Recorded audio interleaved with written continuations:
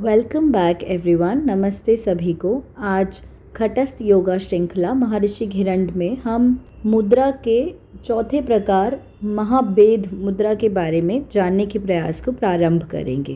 भेद का अर्थ होता है भेदना।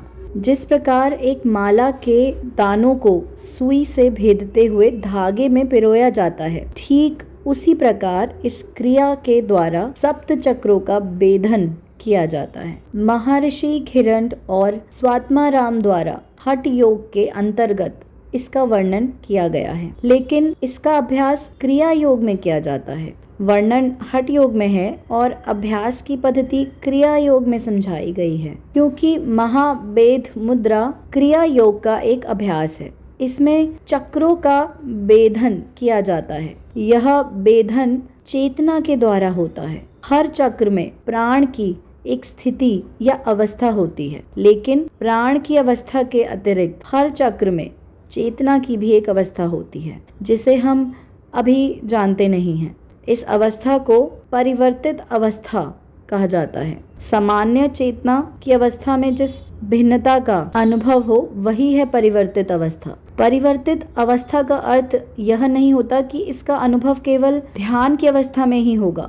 सामान्य अवस्था में चाहे जो परिवर्तन हो, वह परिवर्तन की अवस्था है। हर चक्र में चेतना का एक स्वरूप होता है, जिसे सामान्य भाषा में हम चेतना का विस्तृत या बृहत रूप कहते हैं। मूलाधार में जब रहते हैं तब चेतना का एक ऐसा रूप होता है, स्वाधिष्ठान में जाने पर ऐसा रूप होता है, मणिपुर, अनाहत, विशुद्धि और आज्ञा में ऐसा रूप होता है। इस प्रकार चेतना के क्रमिक विकास की जो अवस्था है या जो नए रूप हमें प्राप्त होते हैं, दिखलाई देते हैं, उस अवस्था को अपनी वर्तमान अवस्था, वर्तमान सजगता और वर्तमान चेतना के साथ पार करना। इसका अर्थ हुआ चक्रों को पार करते समय अपनी वर्तमान सजगता और सामान्य बोध की अवस्था को बनाए रखना।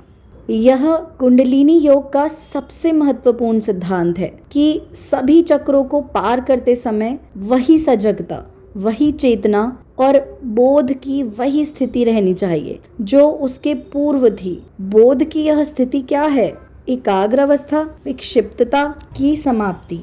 इसे कह सकते हैं अविक्षिप्त मन, जहाँ पर किसी प्रकार का विक्षेप ना हो, किसी प्रकार का बिखराव ना हो।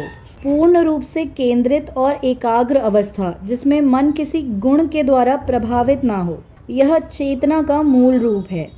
इसी अवस्था में सभी चक्रों का भेदन करना है। यह मुद्रा महामुद्रा की पूरक है और इसके पश्चात इसका अभ्यास किया जाता है। दोनों क्रियाओं के सम्मिलित अभ्यास से शारीरिक, मानसिक और प्राणिक स्तर पर बहुत शक्तिशाली प्रभाव प्रस्फुटित होता है।